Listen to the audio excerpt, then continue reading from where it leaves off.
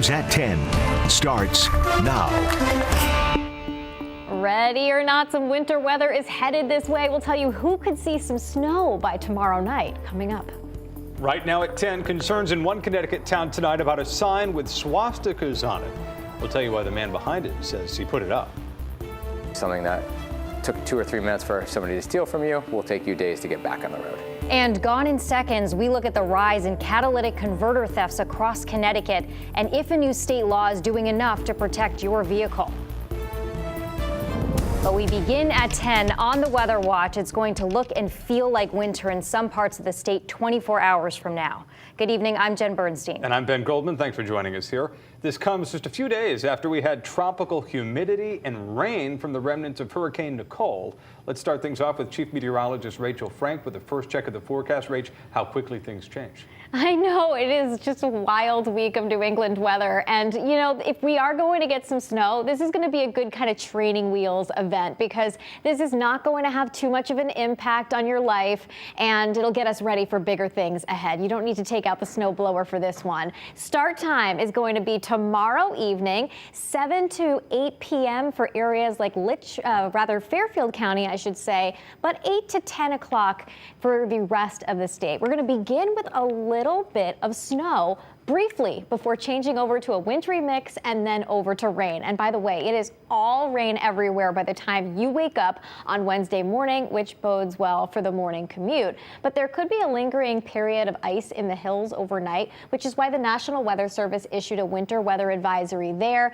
just to warn people that the roads could be a little bit slippery there especially. In terms of accumulation, okay, if we end up getting any, most of this ends up getting washed away after that transition over to rain. So it's not like you really have to clean this up, but there could be anything from nothing, barely any sticking, up to an inch or so. And the best chance for an inch would be in the highest elevations, and an inch or two is possible for northern Litchfield and northwestern Hartford County, and a little bit of a glaze of ice on top. Meantime, we are setting the stage with some very cold air in place. This could be the coldest night that we've had so far this season, with temperatures dropping back through the 20s. Tomorrow we are dry during the day. We begin in the 20s, heading through the afternoon, high temperatures in the mid 40s. We'll see increasing clouds, and then after dark, that mix changing over to rain, likely all rain from start to finish at the Connecticut shoreline. We'll show you the future radar, let you know where we go from here, this cold stretch sticking around coming up.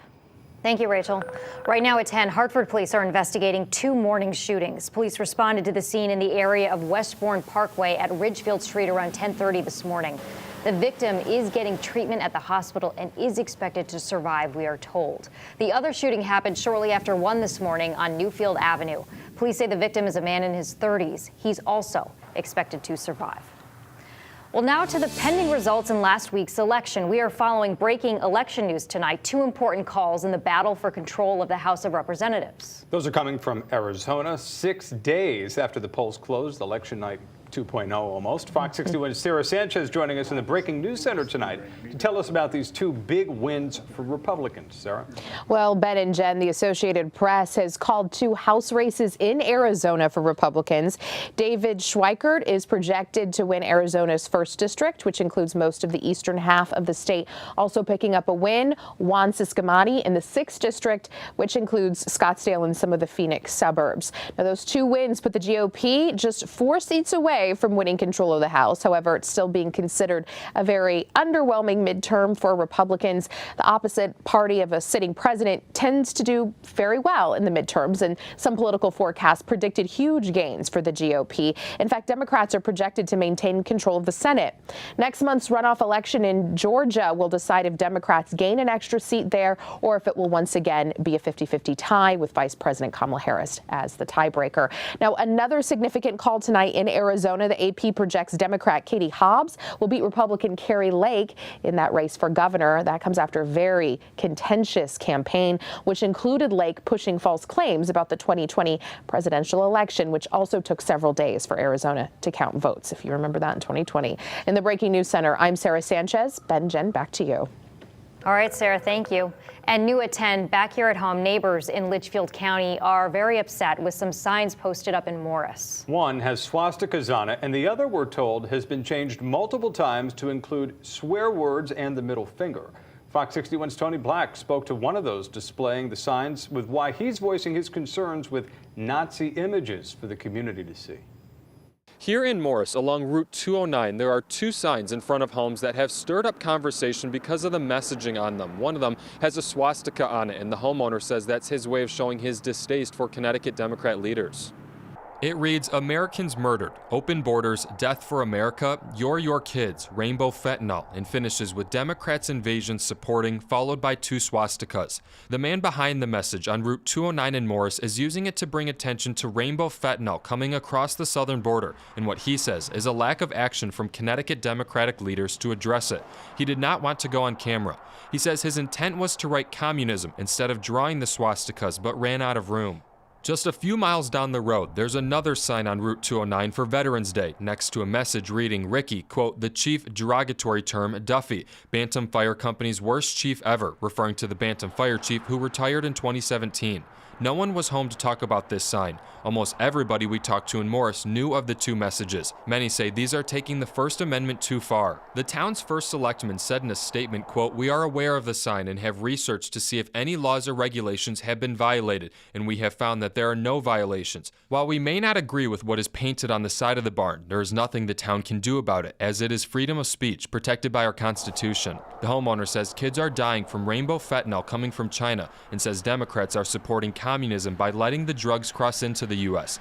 This is his first time putting the Nazi symbols on the home. Many we spoke with in the community do not agree with either message. While they support the constitutional rights, some say the signs are outrageous, full of anger, and distasteful. They say this homeowner has made his viewpoints clear and would like to see the message taken down. Down the road, one person told us the thank you veterans message is the first good sign to go up, concerned about previous messages with swear words and the middle finger. We tried to get in contact with Morris's state representatives and Republican and Democratic committees for comment on the signs and did not hear back. In Morris, Tony Black, Fox 61 News.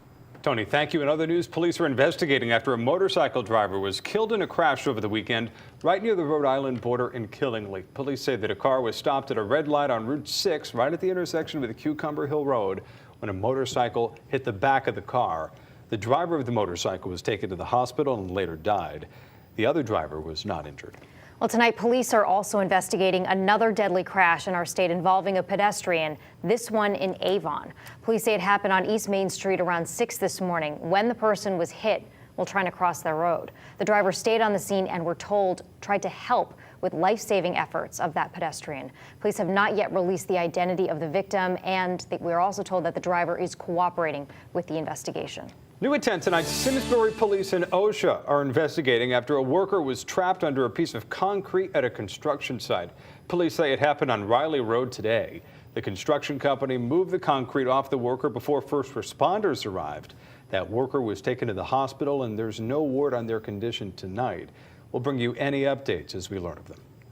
Well, Congress is back in session and lawmakers are trying to get as much done as they can before the end of the year. Senator Richard Blumenthal says one of his priorities is marriage equality legislation. Today, Senator Blumenthal pushed for the Senate to vote on the Respect for Marriage Act. The bill would codify same-sex and interracial marriage protections into federal law. Both are currently only protected through Supreme Court rulings, and given the overturning of Roe v. Wade and abortion protections, there's concern marriage equality is at risk, including from Beth Kerrigan. She says that she and her wife, they played a key role in the legislation of same-sex marriage in Connecticut, and she says she's concerned. I was petrified. I mean, I was, and still am, scared that rights can be given and then taken away. Your right to marry the person you love ought to be a priority in the remaining days of this session. Well, the House already passed the bill in July. Senator Blumenthal says they are just a few votes away from the 60 needed to pass it in the Senate. A memorial in Newtown commemorating the lives taken in the Sandy Hook school shooting opened to the public for the very first time over the weekend. Those visiting the site are encouraged to place a candle or a flower to the water, acting as a bridge between the living and those who've passed on. Jennifer Hubbard, who lost her daughter Catherine in the massacre, says her daughter had a love and passion for animals. To carry on her legacy, Hubbard started the 34-acre animal sanctuary. It's been her way to still feel her daughter's presence.